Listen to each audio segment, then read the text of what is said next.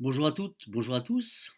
Cette nouvelle capsule a pour objet l'implicite et l'inférence dans la communication.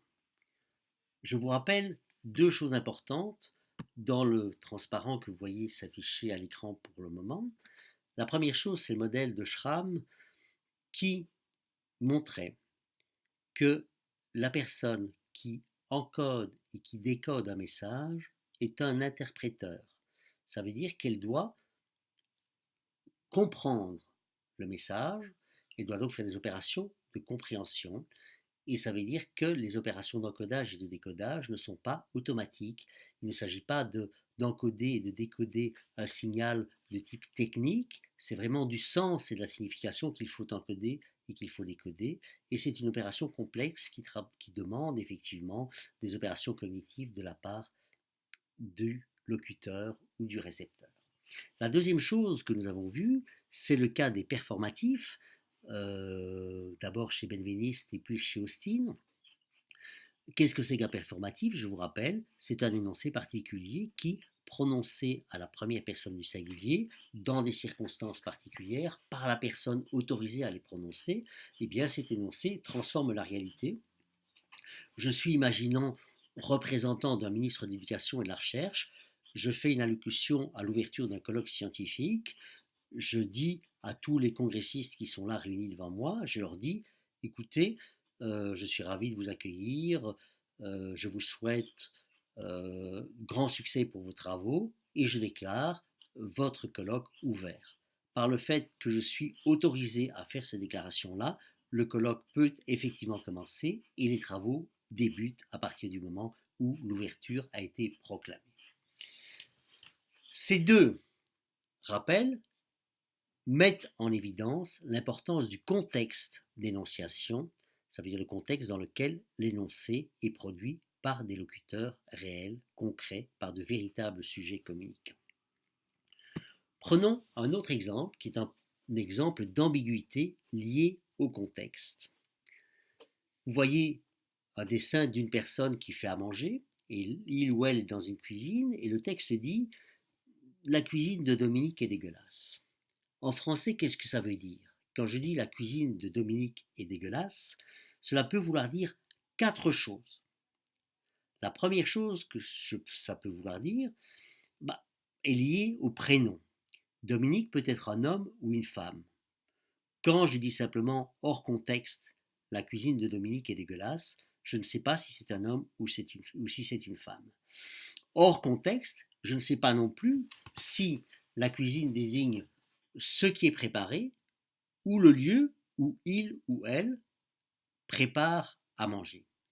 Autrement dit, je peux vouloir dire quatre choses avec un énoncé formellement relativement simple, et seul le contexte va pouvoir me dire si Dominique est un homme ou une femme, seul le contexte va pouvoir me dire si je parle de ce qui est préparé ou du lieu où Dominique, homme ou femme, prépare ce qui est préparé. Alors, je peux vous donner d'autres exemples encore. Ici, dans cet exemple qui s'affiche pour l'instant à l'écran pour vous, il y a deux personnes qui discutent. Et l'une des deux dit « Aujourd'hui, je ne fume plus ». Qu'est-ce que ça veut dire en français « Aujourd'hui, je ne fume plus » Ça veut dire à la fois que aujourd'hui, je ne suis pas un fumeur, mais comme j'ai dit plus, ça laisse supposer que jadis, j'ai fumé. Et l'autre se dit, tiens, effectivement, je ne savais pas qu'il fumait ou qu'il avait fumé. Je vous donne un autre exemple d'implicite. Imaginez que je sois dans une classe avec 20 gamins, je leur remets leurs travaux, leurs dissertations par exemple, leurs travaux de français. Devant les 20, je dis, Pierre, voici ton travail, toi tu as vraiment bien travaillé. Qu'est-ce que ça veut dire? Je dis à Pierre, effectivement, toi tu as bien travaillé. Mais dans la situation, ça veut dire que je dis en même temps aux 19 autres, vous n'avez pas bien travaillé et je ne suis pas content du tout du travail que vous m'avez donné, que vous avez fourni.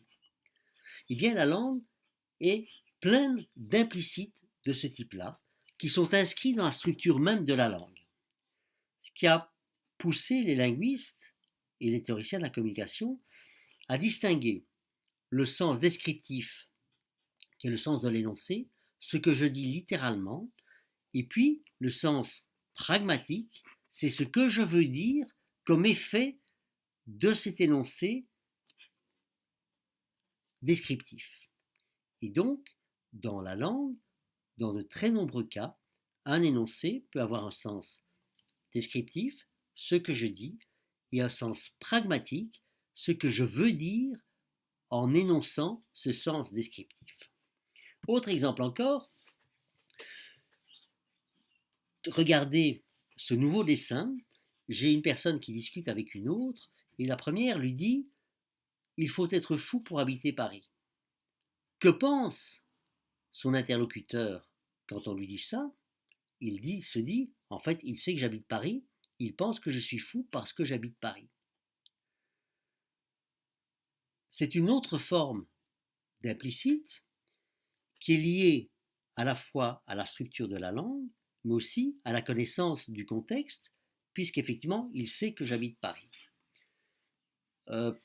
Cette façon de raisonner, c'est ce qui s'appelle une inférence, et cette inférence est une forme de raisonnement, et donc une forme de processus cognitif, comme vous le montre le transparent suivant, qui s'affiche pour l'instant devant vous.